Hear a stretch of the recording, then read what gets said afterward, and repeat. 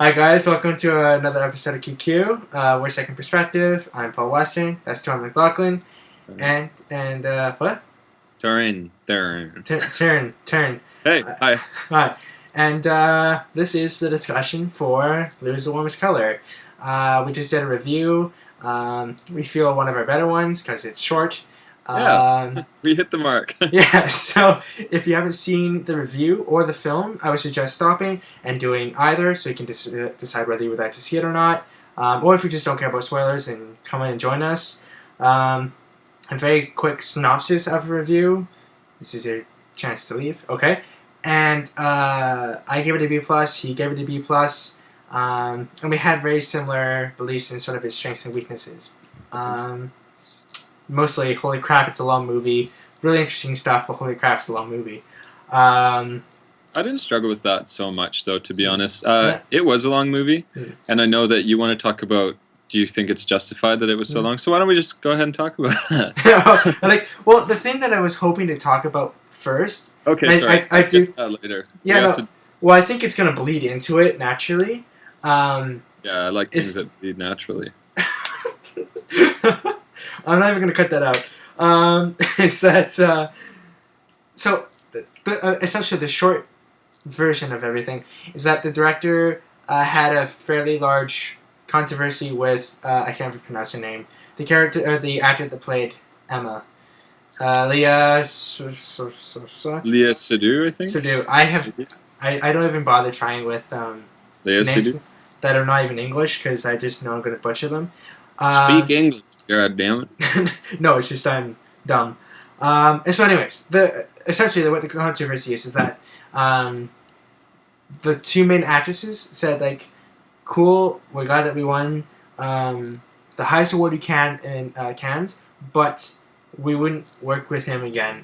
And sometimes in these like interviews, you kind of see this sort of wishy-washy of, like, he has this process and that sort of stuff.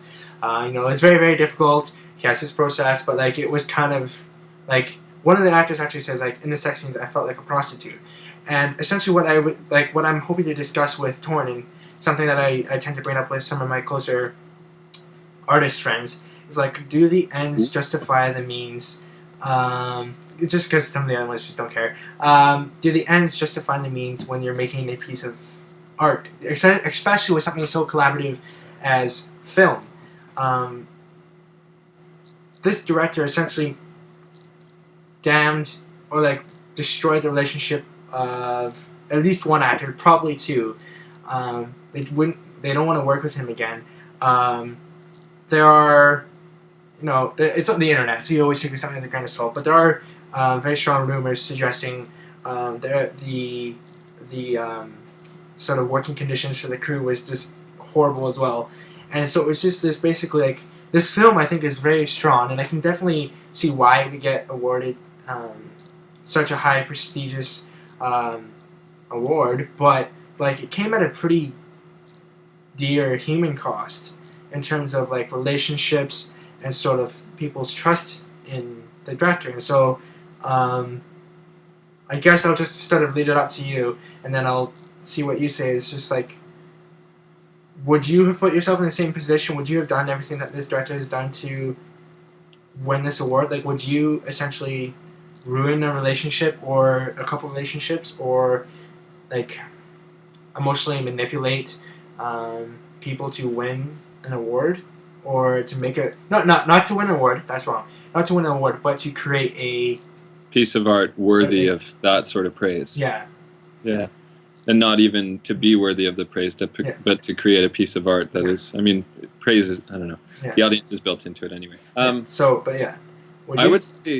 would say no, because I wouldn't feel confident enough as a director. Obviously me, as the person I am now, I've never directed a film. Yeah. Think I could ever take it on, but okay, but like what I would say though is that I don't even think, like, in 20 years' time, if I studied the craft of filmmaking from now until then, and did really well and had accolades and got everything under my belt that I felt would justify it, I think that it would be such a crisis of conscience to actually force people to the point where they're saying things like this afterwards. Um, that I wouldn't be able to have the confidence to do it. I think, though, strangely, if I could sort of go back on my own word, two things. You don't know the line for some people, and for actors who are like their craft is inherently about pretending to be somebody else in order that we get at real truths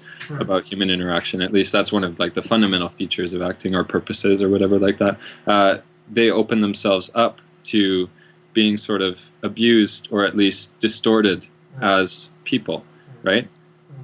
Maybe not abused, but distorted, and distortion sometimes to the point where it can be abused, or extorted for their emotion, for their features as a body, and what they're able to do with their expressive functions and everything like that. Anyway, and the other thing is, so one, you don't know where the line is. And then two, I can't remember two because I got too carried away with one. That's fine. One was good enough. So well, I don't think I personally would ever have the confidence, despite, reaching whatever sort of peak of or masterfulness with filmmaking. I don't think I would ever feel confident enough to challenge somebody like he has challenged these actors in this film. At the same time, oh yeah, that's what I was going to say. Theoretically, like, I think I do agree with the sort of scenario where you've got a director who has complete, total manipulative power over actors, right? We're not talking just actors. I'm like, and like that's what some people get kind of caught up in. Like, it's not like I'm talking about like all artistic relationships, right? Like, obviously it's always easy to sort of point to the actor-director relationship because there's a very sort of clear, almost like puppetry at work, which honestly, even in my mind, I don't even know if that's necessarily the right way to go about it. But I digress. Like, yeah, it's just go for it. I think art has always been, to some extent, about sacrifice and self-sacrifice in terms of abandoning the self, but also cutting parts out of like a whole, and helping others do the same, and like take parts of themselves that need to be fleshed out in some way or eliminated or something in order to portray a character, or like these emotions come from somewhere in their real lives, right? And they only get shown on screen, and they only happen on screen, but these are people behind. I mean, this is why you're asking this question anyway.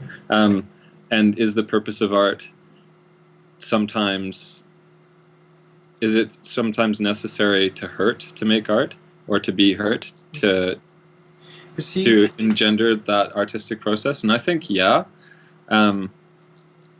the same time, it can be a smokescreen and an excuse to abuse people.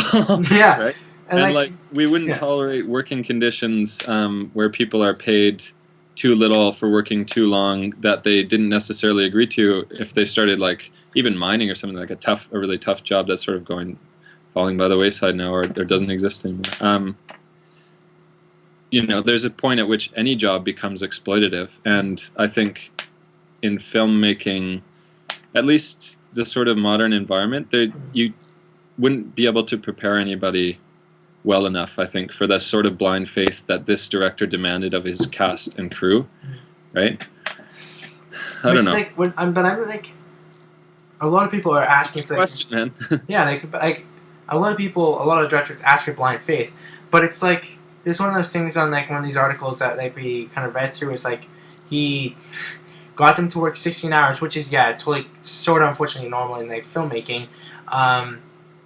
But they put it down for 8, and it's just like these. See, that's just like tax. That there's some sort of tax evasive strategy going on. Yeah. So like maybe we won't like talk about that too much, but it's just sort of like, if there's a line where it's just like, okay, we're only supposed to work 12 hours. Are you the kind of person that's comfortable being like, yo guys, I need you to work another 4 hours? And then I'm like, first of all, I go, okay, why do I need these 4 extra hours? Did I not prepare enough? Did I not, if something happened, like, equipment broke down or whatever, like, I would feel a little more confident asking. But, like, it says the guy took 10 days to shoot the 7-minute sex scene, and he took 100 takes of the very first scene that Adele and Emma see each other. Right? So, like, I'm saying, like, if you need 16-hour days, I don't think it's necessary necessarily like an equipment failure issue, right? Like, and it's just I struggle with the idea of basically burning or abusing humans like their resources, right? Like, and it's like, okay, if you really need it, okay, that's fine. Being like, hey, I'm really sorry, this happened, whatever. But like on a day-to-day basis, I'm not comfortable being like, no, we have to shoot, 4 16-hour days in a row because we're not getting the shot I want. You know what? I feel like as a director, I am responsible to be prepared enough or flexible enough to figure something out that I don't need, 4 16-hour days in a row. And I'm not saying that they necessarily needed this in Blue in this Warmest Color, but they also have like, it says on like IMDb that they have 800 hours of footage, right? Like, so it's just this sort of almost blind, like not necessarily blind, but just like this idea of just going forward and with the complete disregard for people's like physical health. Like maybe it's because I just don't handle 16-hour days very well that I react this way. But like, it's sort of like the thing that when I have done plays and stuff like that, I talk to my actors like, the thing that I have issues with is like when some directors I know of like my age or whatever, or like people of my level, they go like, oh yeah, today is supposed to be a 3-hour rehearsal, but then all of a sudden it ends up being a 5-hour rehearsal because the director wants it. When I feel like that's not respecting everybody's time and not being necessarily prepared enough, right? Like it's, if I go, okay, look, Mr. or Mrs. Director, or like, and not just directors, but like SMs and all this sort of stuff, like stage managers. If I'm like, okay, this is the rehearsal schedule that I have set up. I'm requesting 5 hours for this rehearsal.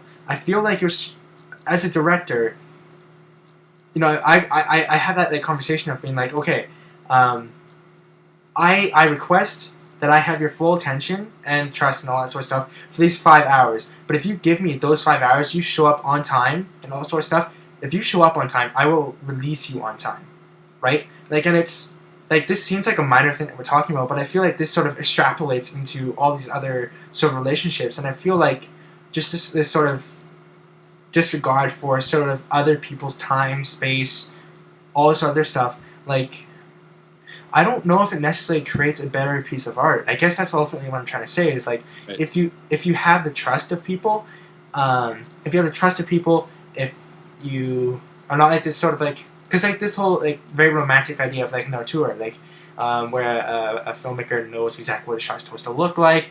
Oh, like, no, this is the wrong orange, damn it, and like spend another 10 hours looking for an orange. I mean, obviously that's a hyperbole, but like, if you trust these people that have spent just as much time that you have in sort of trying to become a good director or not necessarily writer, but like or like novelist or whatever, but like an actor, what have you, I feel like you would get ultimately a better film if you respect people and sort of trust them and sort of unlock their artistic skills rather than just manipulate them to do what you want and make them puppets, right?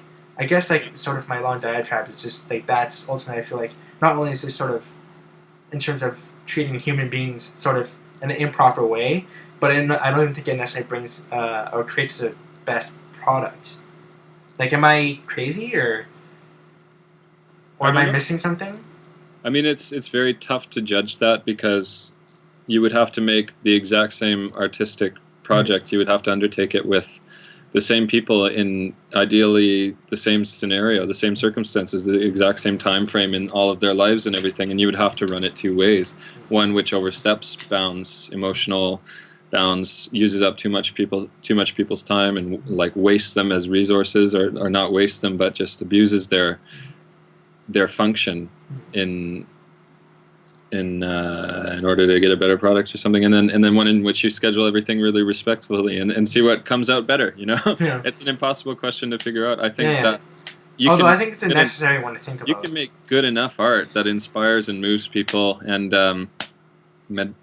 opens up things for discussion in a healthy way, and schedule it well and have everybody be really excited and exuberant and healthy throughout, and pay attention to that. And that's great. Which comes first, art? What do you prioritize, art or life? And this director obviously prioritizes art. Yeah. I don't know. Interesting. Well, obviously there's some prioritization of art over life for a director that schedules things well. You like art, right? And you're willing to devote your time to making art in absence of other things, right? Instead of other things. Well, there are just some boundaries that he's inflicting maybe psychological damage on these people. Yeah. By saying, especially in terms of like having them shoot pretty much a porno for 10 days straight. Yeah, that's just after a certain point, like, are you... Yeah, like, I just feel like it's the director's responsibility to sort of, like, find a way to do that in a more efficient way, or at least in one that takes up more of their own personal time, so they make that own personal sacrifice. Mm-hmm. This is all going to be on record, so, like, now if I ever screw up, someone can just, like, show this to me, and then I'm an asshole, but... One other thing I want to mention before we move on is that... one of the ways I've been characterizing art is that it's sort of like a traditional way of looking at it, like art should demand sacrifice and that sort of thing. Art can also mean, in sort of a way about artifice, like imposing limitations on your materials and your resources, like your actors or something like that, and a shooting schedule, imposing that, maintaining that, and working within certain bounds, certain definable limits, to make something with a degree of efficiency and skill, right?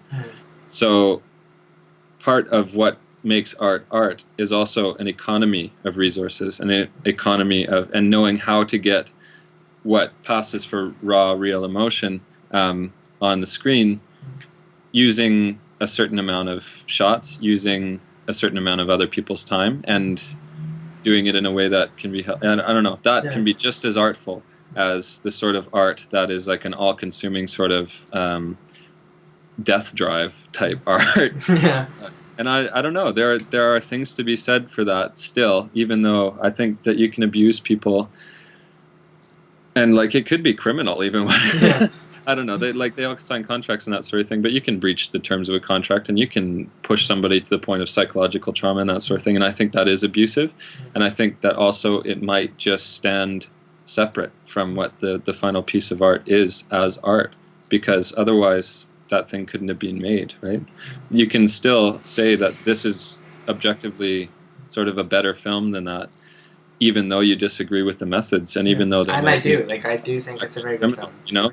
So it's a really interesting question. Anyway, I would love to hear what other people think about this if anybody's watching. And it's something that I have discussed with like other friends of mine, and like some are like I have no qualms about it, which is really interesting because they're like some very close friends of mine. So I'm like, interesting. One interesting thing is that like, they're friends of yours, but I don't mean to slander any of them or denigrate them. I don't know any of them personally, so I'm probably not going to. But none of them are probably as talented or as in a position to acquire and use as much talent with the budget that this director has. What's his name? Quiche.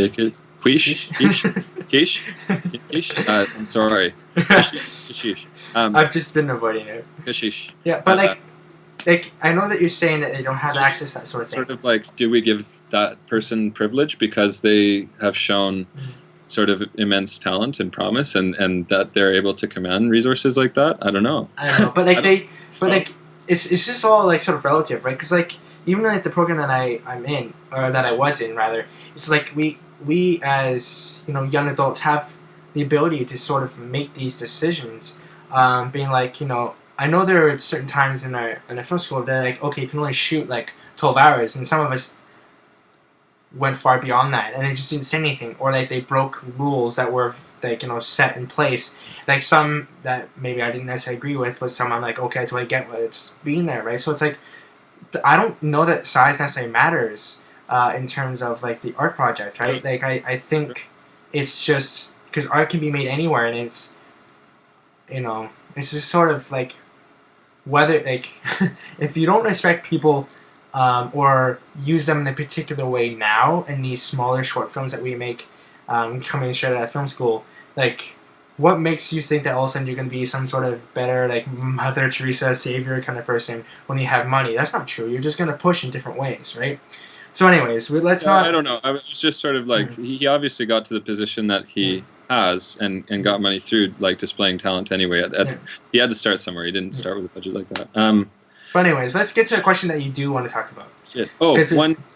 Okay. Sorry, where do you want to go with this? Because I was going to say one thing that sort of makes this whole discussion more problematic is the fact that we're talking about, yes, he's abusing cast and crew and like scheduling them overtime and lying about, you know, how much they should be paid or whatever, or for whatever purpose misrepresenting the hours that they work. But the fact that he's asking two women who've never really met before shoot one scene where they're like in traffic together, they exchange glance, and all of a sudden they're full on 10 days shooting a sex scene together. You know? And like that's the sort of thing which it's just like, you know, if the film has to be that way and it's like, you know, scheduling issues, I'm sorry, like this is the way it has to be, then okay, fine, I understand. Like there are certain sacrifices you have to make and hope that people understand. Like I'm not saying, like, that's part of what filmmaking is making, like, sometimes the lesser of two evil kind of choices. But the film was shot for 5 fucking months. Are you out of your mind? Like, there's no way. Like, like, that just feels sort of like a complete disregard for sort of an actor's feelings, right? Like, I believe, for the most part, this film was shot chronologically, which I feel like you can kind of sort of tell. But yeah, like, are you out of your mind shooting a 10-day sex scene when they basically have just shooken hands and, like, stared at each other? Like, it's... I don't know, like... Well... I don't know, I just... Like, I mean, having spontaneous sort of interaction between two people on screen, it might be a great technique to just introduce them and then have them go, you know? And in order for it maybe to work, you probably have to have a really emotionally dire situation or like a very demanding physical thing. And sex is like both of those, probably for those women. And I don't know. It's like, I was talking more about what it means. That's just sort of like the... Sorry. I lost my thought again. Well, that's actually, like, now that we've talked about, like, 20 minutes of it, here's what it was. I think... Yeah, it's great to make art, but I think part of what art is that it is instructive to the people who make it as well, and that it is just as transformative, if not more, for them as it is for the audience. I don't think the end goal should always be the audience. I think that art, as like an ephemeral, emergent process as it's happening, should be just as impactful and profound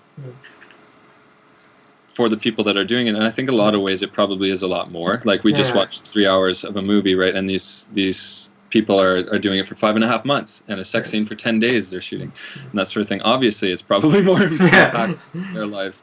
And so I think probably your highest priority is those people and that process.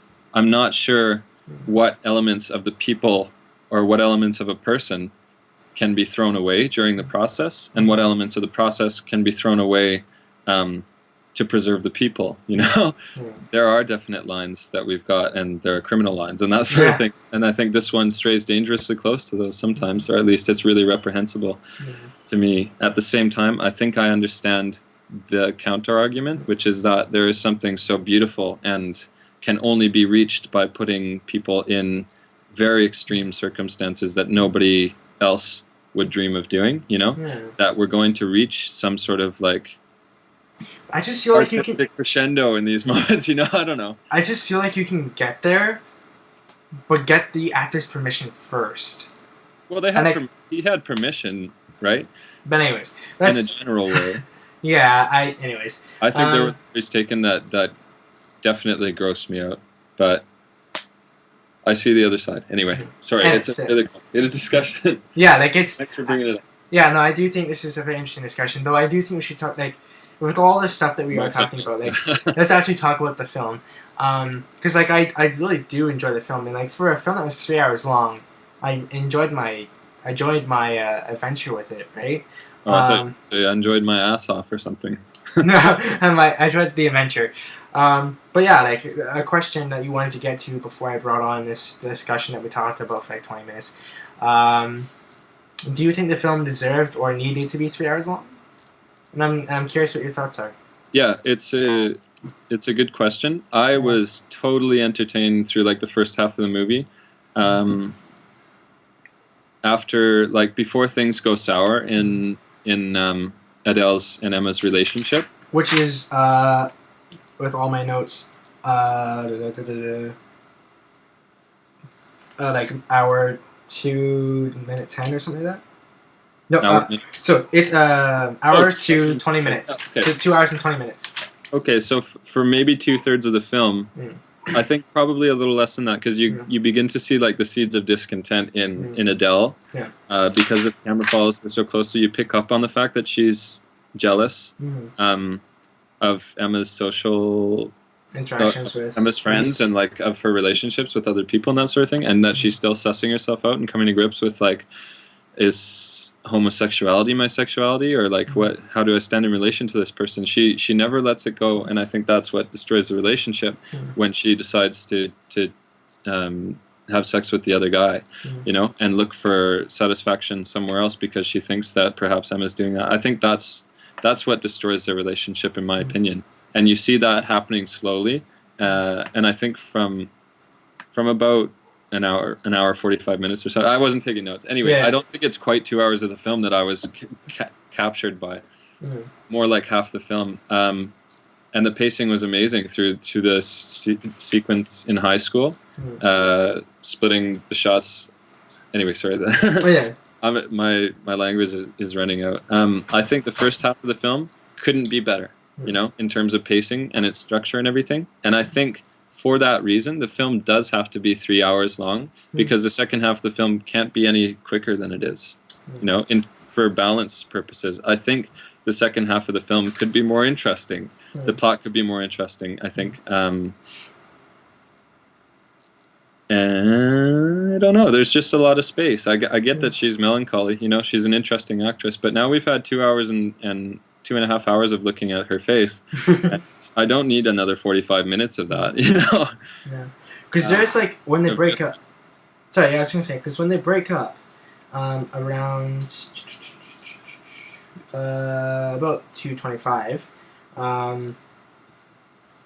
I got 2:31. I'm not sure why I'm taking time codes here, but anyways, so it's about 6 minutes of her basically swimming at the beach, being short-tempered at work, crying alone at home, that sort of stuff. Yeah. Like, it all happens. There's 6 minutes of that before they meet in a cafe. But one of the reasons we find out that it's 6 minutes long, and I think the whole idea of what the filmmaker was trying to do, is that 3 years passed. Yeah, right? That's blowing to me. I figured like maybe many months had passed, but not 3 years. Yeah, and we know it's 3 years because she talks about how the pregnant lady now has a kid, and the kid she's like, how old is the kid? It's like 3 years. So it's at least 3 years. Right? Because she was like pretty close to fully termed pregnant, you know, at the party, I think. Or at least that somebody makes reference to how pregnant she is. Mm-hmm. I think that's maybe for the purposes of us being able to tell the time. Yeah. But, and like, that's the thing that I found really interesting about this film, and like why I was sort of okay with it being like 3 hours long. It's just like, yeah, because I do agree. I think the first hour and a half are probably its the strongest points, and it's like it literally spends like 45 minutes. Yeah, because it's about minute 43 that she actually goes into the gay bar for the first time. So literally the first 40 minutes of her realizing that she might be a lesbian, right? She goes through like the whole relationship with the boy. Like, that's basically a short film in itself. Right. But I feel like these other scenes wouldn't have been as interesting or as impactful to us if we didn't spend all this time with Adele, and knowing like how much she gets harassed at work or at school by these kids being like, you know, oh, you're a lesbian, or you hadn't had sex yet, what are you, stupid? Her getting a kiss from that girl and realizing that she was just not that into her, she just wanted to kiss a cute girl. Like, knowing all this sort of baggage that she has, that when she finally has this connection with Emma, you see the rejoice on her face, and we as an audience member sort of have that a sense of rejoice as well, right?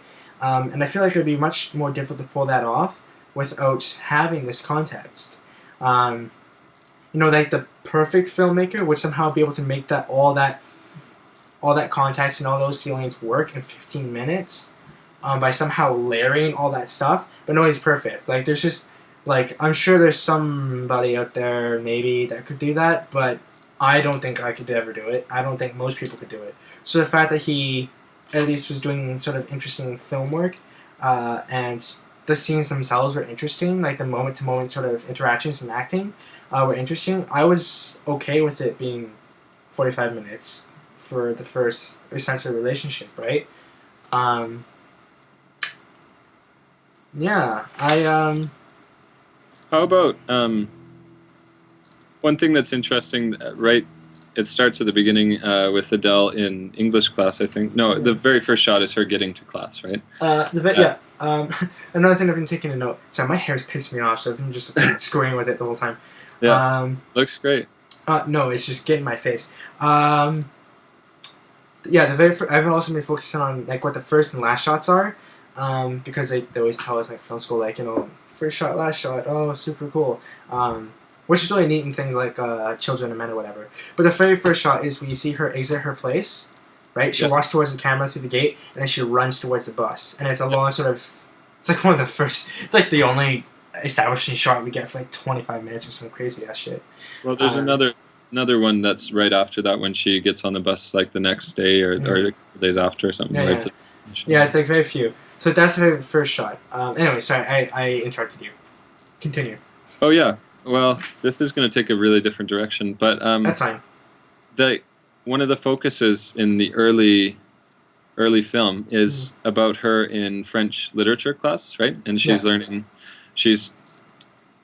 It serves a purpose. The book is the book that they're reading in French class. The guy that likes her decides to start reading it as a show of admiration, to her, sort of thing. So it serves a purpose in that tiny little vignette. And it seems like it's going to serve a purpose later, but the only thing that really carries through is that she likes to tell stories to the kids in her her grade 1 class or kindergarten classes or whatever, where she's a student teacher. And it also features in the relationship with Emma, where she sort of wants to mold Adele into a more artistic person. I don't think it's in a domineering way. I think it's in the sense that she wants Adele to sort of come out of her shell a little bit in a way that would be good for her. And she says, I want you to be fulfilled. And I think that's a healthy sort of desire to see somebody, because Adele seems to suffer in her own silence, right?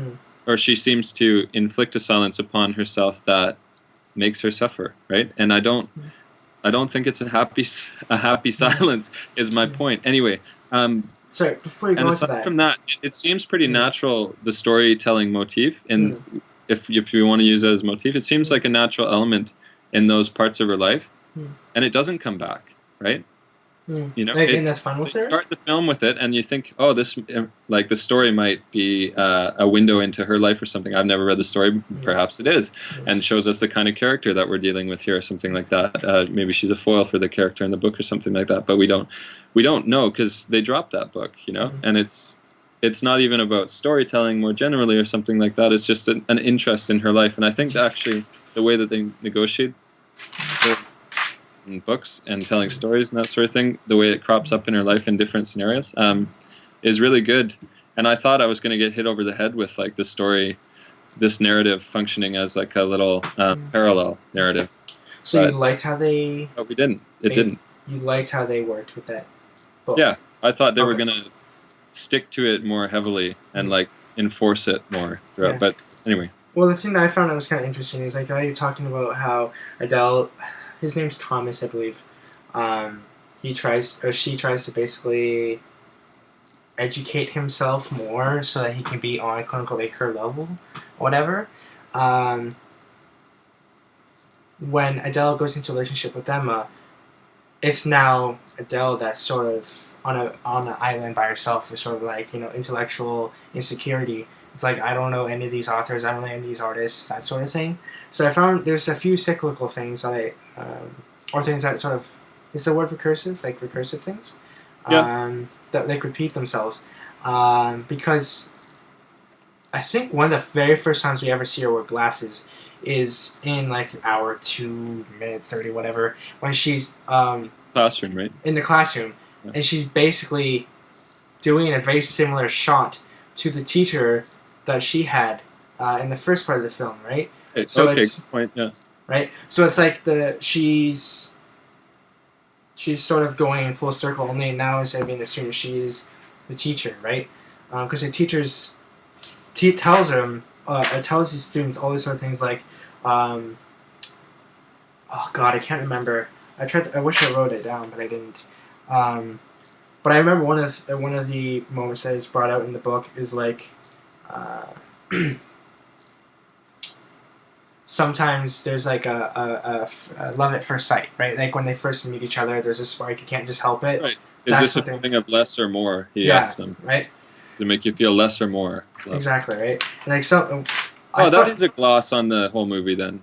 Well, there you go. Yeah, right. So like, I thought that was kind of interesting. It was like how she's getting all this information. I feel like to hopefully not screw up what she gets, but when she gets it, she screws it up anyways, and then gets into that position to basically. I mean, they're a little young, right? They're learning about like French or whatever, and these children won't get the same information that she can't send them down the same information, but it's like she's now teaching other kids sort of like learn from my mistakes, right? So I found that it was kind of interesting how there's a sort of loop in that kind of sense. Well, there's a bunch of things going on there, I guess. One thing I wondered about during the film, actively, her scenes with the kids, is that we basically just see her face. We see like shots of the little kids sitting and going to nap time and stuff like that, and it's how she develops a relationship that destroys her relationship with Emma, is she meets the teacher and hooks up with him a few times. But it sort of comes at a time in her life when we sympathize with her because she sees Emma talking to Elise, and she thinks that they were ex-lovers because they have such a great connection, and she sort of feels dejected and like she doesn't fit in intellectually with all of Emma's artist friends and that sort of thing, and she's sort of like maybe outpaced and outgunned, and so she turns to this guy who has the same sort of sympathies as she does for children, and like is obviously funny and friendly and is interested in her, etc. And then she lets her hair down and they dance and it's good and everything. But the scenes with her and the kids, I wonder what she gets out of them, you know, because she also seems to fill a hole there in her relationship with Emma, not just like screwing this other guy. She seems to fill like an emotional hole in her time with the kids, you know, and it's not really like a holistically good thing, her time with the kids, I think, because she displaces emotion that way, and it becomes I think it may be one of the reasons why the relationship fell apart. I don't know, like maybe there wasn't an open line of communication between them. Anyway, well, the fact that the film does that without dropping the kids over our head like a brick or something, like she's I don't know. And it's also like we see her having a really friendly day interacting with parents and the kids on the last day of school, and everybody leaves the room, and not only has Emma just broken up with her, or they've just broken up, but school's out for the summer, so she's very alone, right? And we see her managing quite well through that day, and then breaking down afterwards. So the kids are this. I don't think that's true. Like, I think, and that's part of what's really good at, or like, I think most of what you're saying is true, but like, I don't think she was holding up at all. Like, you can, with the camera shots that we did have, like the camera would like follow her through people, and it felt like very voyeuristic and stuff. But like on her face, I was like, is she just gonna cry right in front of everybody? Because it looked like she was gonna cry, to me anyways. But she still manages like genuine sort of smiles and attends to the kids pretty well and to their parents and stuff. I think fair enough. You can see both. Like she's holding it together is the point, right? Yeah. Anyway, but I think there are definitely times when I felt, is she like giving these kids or getting something out or taking something in here emotionally that isn't happening? Less or more. You know? Yeah, anyway, but the title of the film, Blue is the Warmest Color, paradoxical, right? Blue is usually like melancholy and sadness and that sort of thing. But there's a Conor Oberst line that's really great, Bright Eyes line. He said, sorrow's pleasure when you want it instead. Maybe she's somebody who wants sorrow, you know? Anyway, I think that in a more general or in like a social sense, I think that Adele is somebody who, because she finds herself sexually frustrated, in high school, and her friends don't really sympathize, and even her gay friend who brings her out to the gay bar sort of backstabs her, and she's sort of like turned out from so many people's lives around her. And even with Emma, so by the time she has like her first love with Emma, she's not full enough yet. She hasn't been full enough with anybody in order to give back enough and to understand how to receive. I don't know, she just seems like not to fit in so many situations, and it would be a perfect fit with Emma if she had fit better in other circumstances. And I think, like, you know, being abused and taunted at school for being a lesbian has to do with that, and less overt sort of abuse and bullying and that sort of thing, just by the very fact of her not understanding her own sexuality. I don't know. So she sort of bullies herself, and she doesn't feel like she fits in, so she acts like she doesn't, you know? Anyway, so sorrow's pleasure when you want it instead. Maybe she seeks it out because, I don't know, shit, though this doesn't work. Anyway, Blue's the Warmest Color is a paradoxical title, and the question that the teacher poses is sort of paradoxical to us. We think about love usually in terms of positive emotions. And if there's a negative connotation to love, it's more in terms of like commitment. And here are the logistical facts of love. Commitment and comfort are sort of like the less glamorous spiritual aspects of love. Anyway, that get mentioned. But usually we don't think of love in terms of less. We think of love in terms of loss, like past loves or love that didn't work out or misconnections or something like that, but not less as one of the fundamental feelings of loving someone and being loved in return. You know, like, I don't know. And I think that's sort of the film's whole artistic thesis, is that she's never able to consummate that love within herself, that it turns out to be less, you know? I don't know. So blue is the warmest color that she gets. And blue can be very beautiful and can change your life. And you can fall in love with blue, I guess. I don't know. Well, I don't have a lot to add on that, because I'm still kind of have to digesting it. But we are running, like, we're getting further in time, so why don't we... Yeah, sorry, man. That was really... No. It's interesting. It's going to make me think, and it's going to be sort of something I have to think about. Well, it's nice that you brought that up, because the teacher, I forgot about that. That does give us a gloss of it. But why don't I briefly sort of mention sort of like the shots, sort of the director's like shot selection, and sort of like the whole sense of time and mission of information stuff, because I feel like that's what sort of makes this film particularly interesting to me, is because there are so many close-ups in this film. Like, yeah, the film is a close-up, one long close-up. It's kind of crazy. Like, people made fun of Les Miserables for having like lots of close-ups. Like, I think this film just shoots it out of the water. But I can also see. Do? Pardon? Anyway, sorry. Keep going. Yeah. I just didn't hear it. But I think what was really interesting about sort of the idea that there's so many close-ups is what the director does with it. You do mention how we focused, or maybe it was off the recording, on like how we focused on like her lips a lot and like eating and so on and so forth. Yeah, that was before we started recording, so we should talk about that. Yeah, well, like the thing I basically want to talk about is how in most scenes, like when it starts, usually it's just an abrupt end to a scene, and then it suddenly starts into a new one. It doesn't, and it's a close up of somebody. And then we try and gather as much information as we can from the sound of like, okay, where are we, what's going on, so on and so forth. And it very rarely tries to just like smooth transition into scenes. And that most scenes set up, and like a good example is sort of the cafe scene after they've broken up and they're meeting for the first time in 3 years. Is like, we do get this one shot of like, it's almost like a POV of, Adele seeing Emma coming through a door or whatever. But it's like it's almost purely close up of the two actors, right? And what he does for this scene and basically all scene is that he just cuts between close ups and like every once in a while he jumps the line. Like this 180-degree roll. Essentially, if you don't know the rule, the basic thing you need to know is that it changes scene direction, which creates this sort of disorientating confusion. Even maybe not necessarily on a conscious level, but on a subconscious level, it's like this feels weird. I'm a little bit disorientated. Where is everything? And so if he he continuously uses close-ups to sort of reinforce sort of this subconscious like uneasiness in all these different scenes. But in particular with this cafe scene, we do get an establishing shot, or not an establishing shot, a wide shot where it actually gives us more information just than their faces, or like a close up on an eye. Is this when after they've broken up? Yes, at the Okay, so I just cafe. wanted to be with you there. Yeah, we do get two wide shots at the end.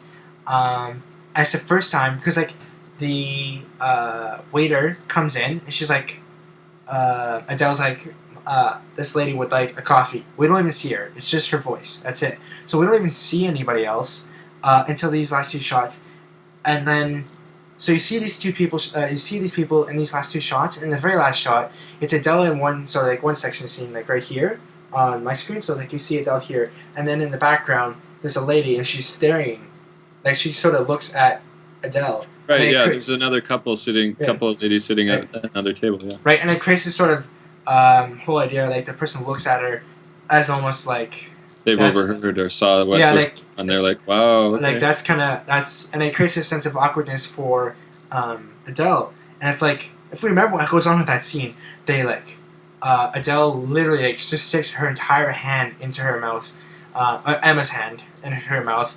They grope each other under the table. It's like basically they're having sex with their clothes on essentially. Yeah, all in a matter of seconds, because that passion that underlies Adele's longing to get him back erupts all at once. Right. So they have that moment, and it's not like something they're hiding or anything, but having those wide shots at the end sort of reinforces or sort of kind of makes to the forefront like sort of Adele's sort of embarrassment or sorrow. Like it really hammers it home. Whereas you're right. I can add something to that there too. Yeah, after we see, either after or before, it doesn't matter, after they have the conversation, we see these two women who obviously have seen what's going on or have been eavesdropping or whatever, and are giving them sideways looks, which increase like Adele's anxiety, awkwardness, maybe, potentially. We also see Emma leaving the place, and she leaves through the kitchen, right? Which is an irony in the sense that like she just stuck her fist into Emma's fist into her mouth, and the whole relationship, at least the way it's filmed, is about eating and being eaten, right? Yeah. And she, like, they even discuss on one of their first dates on the picnic, when was the first time you tasted a girl, and there's this whole sort of coy thing about tasted, like kissed or tasted, you know? Yeah. And the whole movie has other like gratuitous eating shots where Adele is eating, and the director seems fixated on her mouth, and so it describes their relationship thematically, like this eating and being eaten, in terms of like the their lesbian relationship, and their unique relationship, and Adele's unique sort of character. And it's an irony that she sees her leaving through the place that denotes eating and consumption, and she can't eat her anymore. She can't be eaten by her anymore. Anyway, so there's an ironic shot that reinforces like her solitude and what she's missing out on, and there's a shot that reinforces her anxiety or awkwardness or whatever. And like I don't think that those wide shots would have worked, or in fact I don't think the scene would have worked as well if we had wide shots before, because we'd be conscious of the people around the whole time.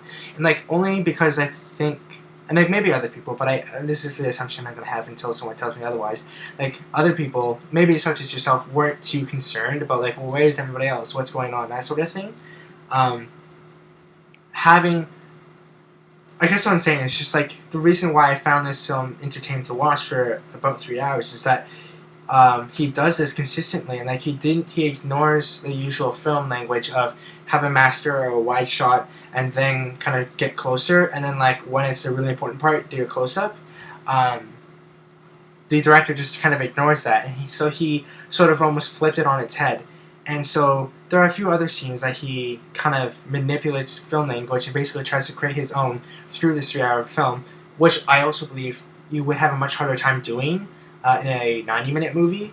And so like I always appreciate films that sort of take a risk or attempt to do something different. And like I guess I'm just bringing this up because I don't know that people that are sort of less privy to sort of film language, and when I say that, it basically means just like shot choices and selection and like when they show up. I feel like the film director did something kind of interesting. I don't claim to be an expert on it, but just something I noticed. Now, in terms of something more about like writing in itself and sort of editing whatnot, we briefly mentioned already, and I feel like these two things can kind of work together or be talked about together. It's like how this director, the film's sense of time, and sort of this very deliberate omission of a lot of different information, or just like a lack of desire to tell us about things, right? Like, whereas a lot of films would be like, and now let's have a shot of the sunset. We'll watch these things fly, and like, oh, now this is a shot that allows us to signify time has passed, whatever. Like the film just ignores that, right? Right. Yeah. As exemplified by that scene that we're talking about, where it's like 6 minutes past, where she like goes to school and talks to kids, gets pissed off, whatever, and then all of a sudden we realize it's been 3 years since they've met. When for us, it only feels like 5 minutes, which I actually think was a deliberate choice by the filmmaker, sort of to speak of like, you know, when we break up someone that means a lot to us, like time passes, but it really feels like nothing at all to us, which I thought was really clever by him. Yeah, that was good. That's a really good point. Right, and I thought that was a very clever sort of choice. And yeah, like their relationship, we don't sort of have this. I wrote it down. They literally have their first kiss, and then they smile at each other, and you think it's gonna cut to them like getting dinner or holding hands, or Adele being by herself, being like, "Boy, that kiss was great." And instead, you get this like 7-minute long sex scene of like just they are completely nude. In case you're wondering how they did sort of like the oral sex scenes, apparently the actors are wearing basically fake vaginas. In case you were wondering, but yeah, like it basically just throws this information at us, and so this sort of almost what it shows us and when it shows us, and it seems almost sort of whimsical, because it does okay, great 7-minute sex scene, but the thing that really confuses me and kind of hey, all right, you might have. no, it's fine. One of the things that sort of still kind of bugs me, and kind of confuses me, is like, Adele basically says like, how long have you been with Sabine? Oh, you know, we've been together for about 2 years, and then like they're having sex 5 minutes later. Like, where did she go? Like, and like without talking about it. For a long time, I had the question of like, is Emma cheating, right? And like, is that, and like that's fine, okay, cool, sure, Emma's cheating, that's okay, but it took me out of the story, and I feel like there's a difference between, sort of like a lack of information or sort of omission of information, and then just story clarity, right? Like I am unclear as to what I'm supposed to not know. I'm fine. I'm okay if the film decides I'm not supposed to know something, or it doesn't decide that the film is important. Like, because another thing that they do is they don't talk about when Adele moves in, and apparently there's a scene that was filmed but not used in the film. That basically Adele's parents catch her having sex with Emma and kick her out, and that's why she's at Emma's. And why in the fight scene she's like, "Where am I gonna go? Where am I gonna go?"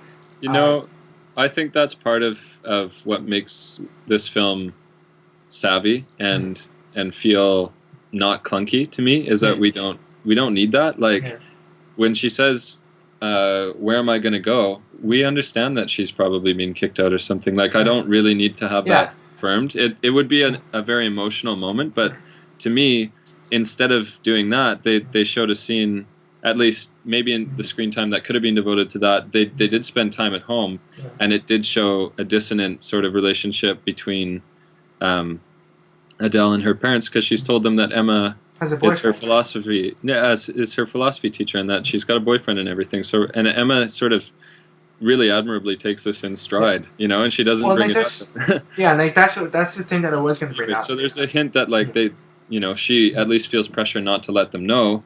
She's young, and like this is a major romantic thing for her. So there's that added to the fact that it's a homosexual relationship, and maybe her parents aren't cool with that or whatever. I don't know, but there's at least like the seed of discord there. So that's enough later when she says, where am I going to go, to tell me that like she can't go home. I don't know.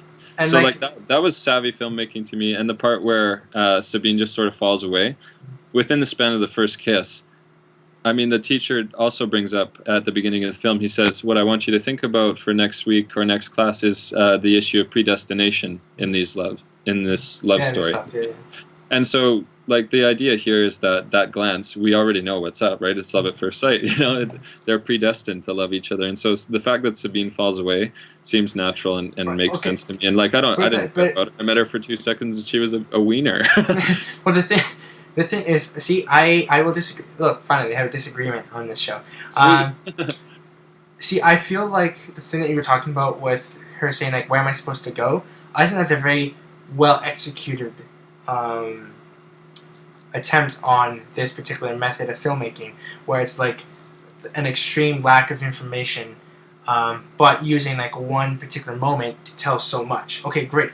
But I feel like this Sabine thing, it creates so much confusion. Like, if she's not important, then why is she there in the first place? You don't need Emma to be in a relationship. You don't, right? And I think you do. Because she's unavailable, right? She's not just standing around. There's a reason that she's there on the street. You can show her in a posture of being held, right? And being like shown off as a sort of item of display or whatever that is attractive and alluring, like a canvas for her. She pops. And I think that Adele needs all those extra features or at least those are sort of like stock ways of showing somebody off. Put another arm on them. Like it makes them more attractive, I think. Well, like, okay. I have information that I can use to my argument here. It's a film already presents the idea that cheating is something that happens in this universe, and the way it does it is like she has sex with Thomas, right? Just be like, okay, I need to like see if I'm normal, which I'm not saying. Anyways, like this is how she thinks, how she has to find out whether she's normal, and then the girl kisses her. And I believe if my notes are right, she kisses the girl, and then she breaks up with Thomas, right? So she doesn't break up with Thomas and then kiss the girl. So they've already created the precedent that people will have physical relationships with people or with others before breaking up with people. So having Sabine. But the thing is that relationship she has with Sabine that lasts, Sabine, the girl that kisses her on the stairs, her friend. It doesn't work out for her, and it lasts all of a few seconds, and it's sort of just like a spark moment when she's like, oh, other people are being awakened to like same-sex sexuality sort of thing at the same time as I am, and maybe this girl, you know, wants more of it or whatever. I don't think that in sort of like in a wedge scenario where she like drives between them, I don't think that it's just like the inputs for that. I think that she found the relationship with Thomas unfulfilling anyway, and I don't think that her kissing the other girl was like an excuse to break up or anything like that. I think it was just like a moment of realization that she just needed to be tipped a little bit more. I think she was going to break up with him anyway. It wouldn't have mattered. That's also not my point, right? My point is that we're not going through any process of like conditioning here where we see this happen and then we know that a relationship must work this way. What I'm saying is you have to take these relationships for like in their unique social settings, not just like they're training the audience to realize that somebody else is going to step in and then a relationship is going to end. I don't think that that's as strong an educating principle as like. But then, why say that she's with Sabine for 2 years? Why, like, I think that I believe that was a mistake to not deal with that in some capacity.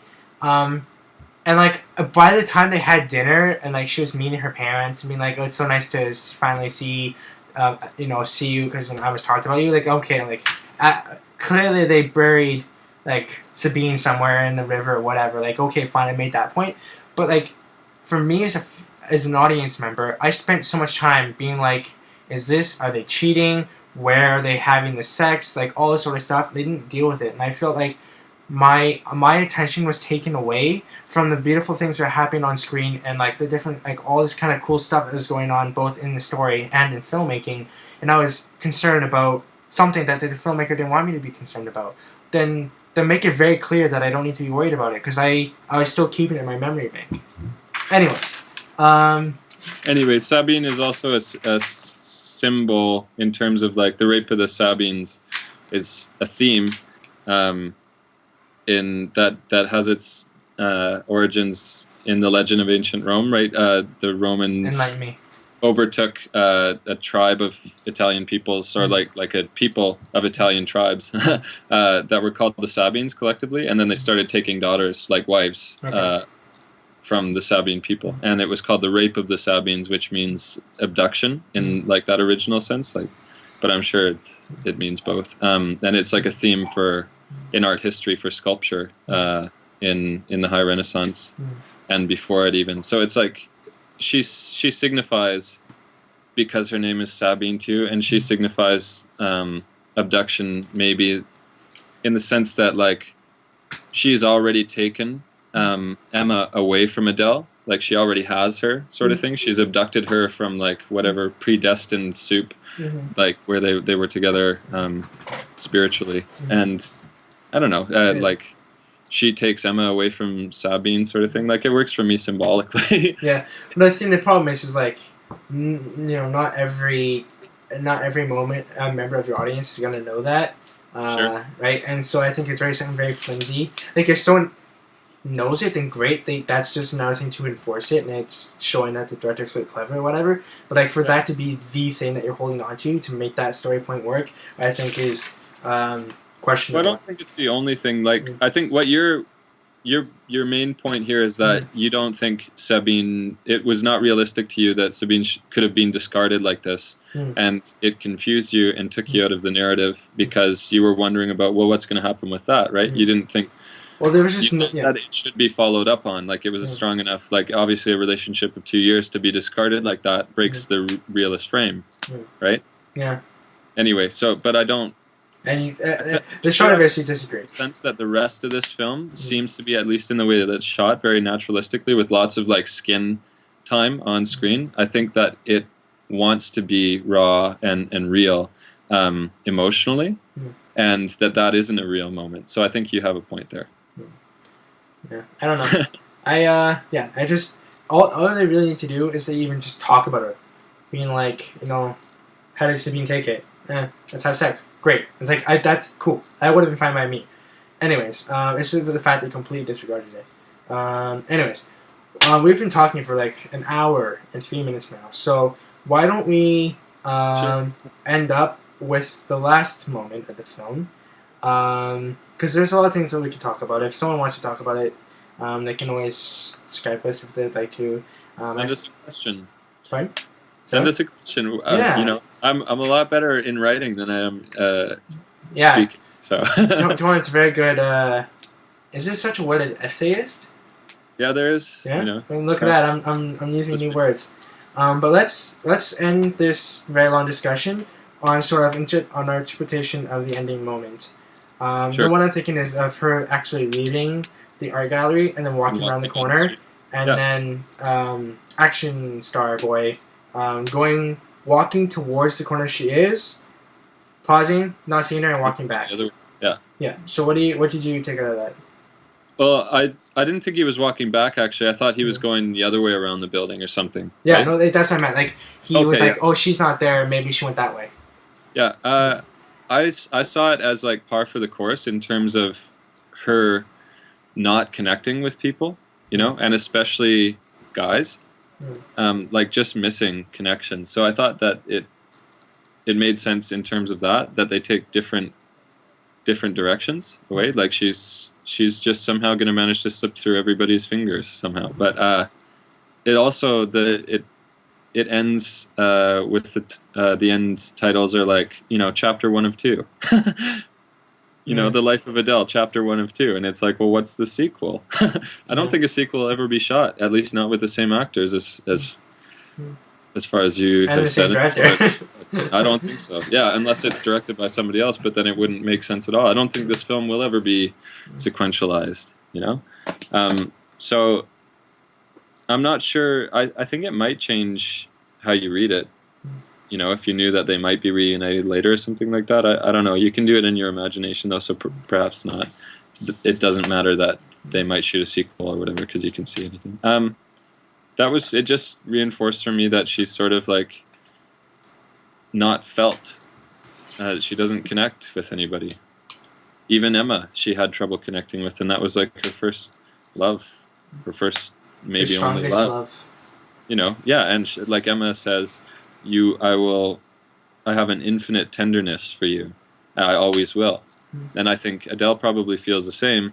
Emma is more expressive verbally, despite Adele's like being interested in writing and everything like that. She won't express. She writes only for herself, and she doesn't want to profane it by showing other people. And she So what does profane mean?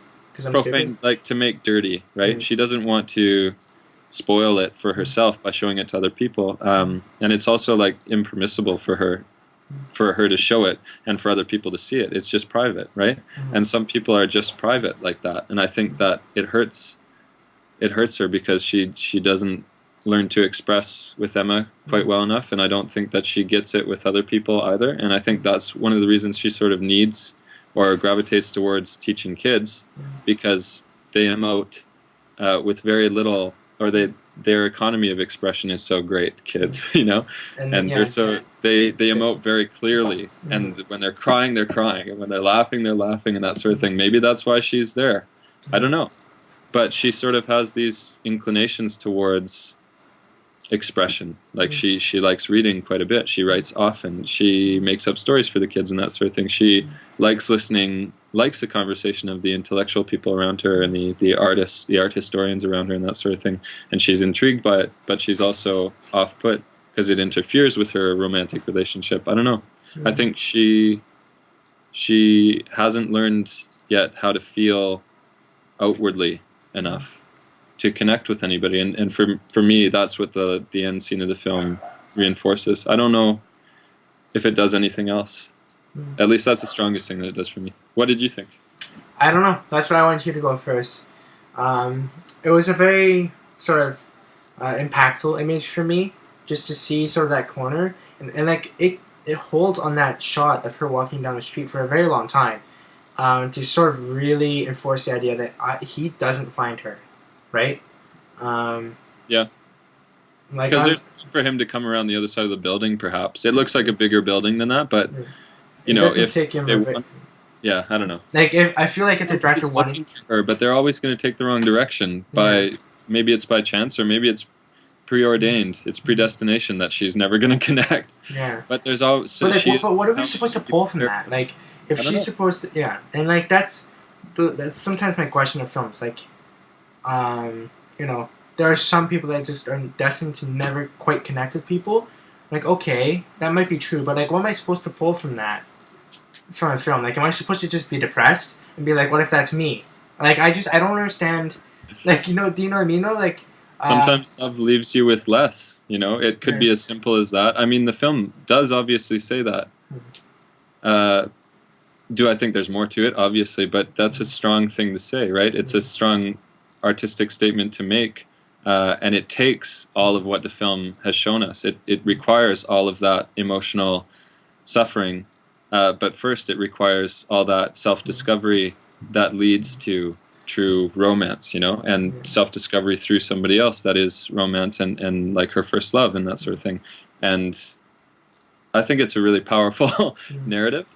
I think that anyway, I think a lot of things. Don't I? Yeah.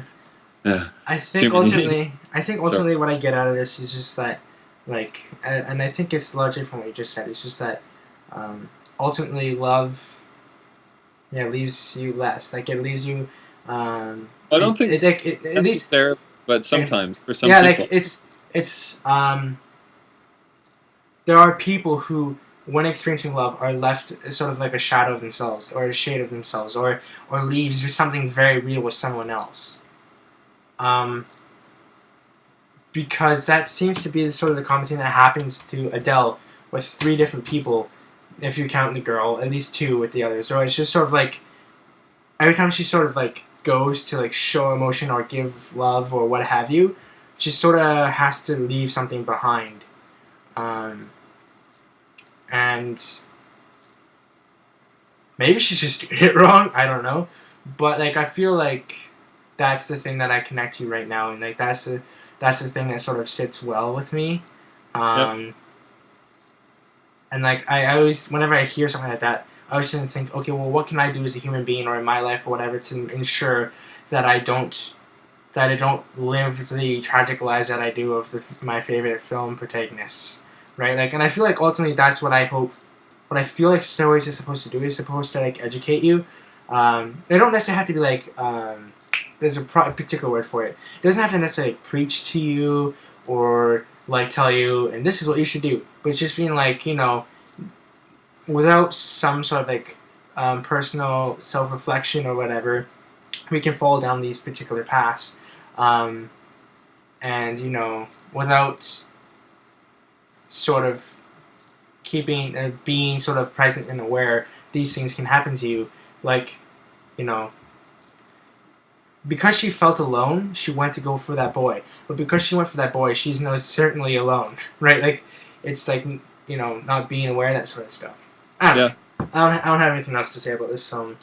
That No, would I be think this entertaining. has been a long discussion, but pretty good Yeah. in terms of what we covered. One thing that we didn't get to that we don't Mm-hmm. have to is all of the eating and all of the flesh and the idea of portraiture and the talk about art history. It all has to do with itself and French culture very specifically, I think. Mm-hmm. And the film touches on the idea of eating and being eaten and consuming and being consumed visually and like physically and emotionally or whatever in a lot of different ways. And it's really sort of a buffet table Mm-hmm. of that like orgiastic sort of shit that I don't know. It was excellent, excellent writing, I guess, and directing and acting. And they did good They done job good. on this your move. Right. I I don't know. Yeah, think. B plus, A, Mm, A. mm, are you thinking about an A plus or not A plus, A minus?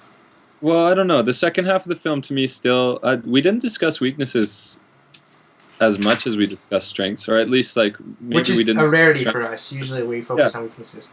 I still think like there was probably too much doting on Adele, Yeah. which has a function in terms of like this extra critical, voyeuristic perspective on their relationship in the beginning. But then when it's just on her towards the end of the film when she's melancholy, I think it's just like it's too much of the same, and we get it easily enough. And that scenes could have been different. That the storyline could have even been different, and I would have been more satisfied by it. I feel like this Anyways, I film think could have. that I feel like my biggest thing is that this film probably could have been a 2.5 hour film over three, yeah, 2:40 I'm not maybe. upset that it was 3 hours though. Yeah, not yeah, me neither. Okay. Anyway, But yeah, I'll give it a I B+. yeah, I'm sticking with the B plus. Though I I wouldn't. thought it was excellent though. I would go see it. Yeah, I I would would. probably recommend it ahead of other films that I rank better though, because I think Yeah, it's that's more compelling yeah. in Like in it's many ways. yeah. I'm in the exact same way. Like I feel like this is a probably B plus film. I can't quite pin my finger on it. But I also think this film does some really like there are certain films that execute things that we have seen before. They just do it really well. This film has done something very different and new and And seems original. to have done it really well. Yeah. And it still executes it pretty well. But even though, there might be a film that's an A-, I would recommend over this just because there's something that I think is rather new, or something I might experience that I haven't seen before. Yeah, I feel like I've been waiting for a film like this, to be honest, and that there are other films that do this that have a lot of close-ups and that sort of thing, but this film probably does it, maintains that close-up, consistent close-up. So like there's just sort of a perfect pairing, I think, between director and actor here in Adele. I can't remember her last name. It's Greek. Exegotabopoulos or something. Anyway, I'm sorry. And that it is sort of a strange, like Humbert type relationship in a few ways, but that sort of feeds back into the themes of the movie itself, and so it's sort of justified in a sense. Anyway, I think he has a fixation on Adele and especially her mouth, but that is all part of the film's imagery in term like narrating their relationship. So I'm not opposed to it, but I think he's probably a little creepy in there. I will. And maybe you have to be to make good art. I'm gonna end our discussion here, but I will leave you with a little tidbit before we leave. Apparently, a big part of Adele's actual audition, and this is all IMDb stuff, so maybe it's not true, but it sounds like it would be true, especially with the things we were just talking about. That basically the director sat across from her from the table and just stared at her for like a period of time, and Adele. The actor, because like Adele is the actress's name and is also the character's name, which you can also take a look at. Like you can find out the reasons like IMDb and stuff like that. But anyways, the thing I wanted to say is that Adele says the reason she got casted was because the director liked the way she eat. Yeah, well there you go. Yeah, so it was definitely evident. Yeah, so we'll end on that note. But thanks for sticking with us in this rather long discussion, but hopefully you learned as much as I did today. We will be doing a film again soon, but until then, see you guys. Bye-bye.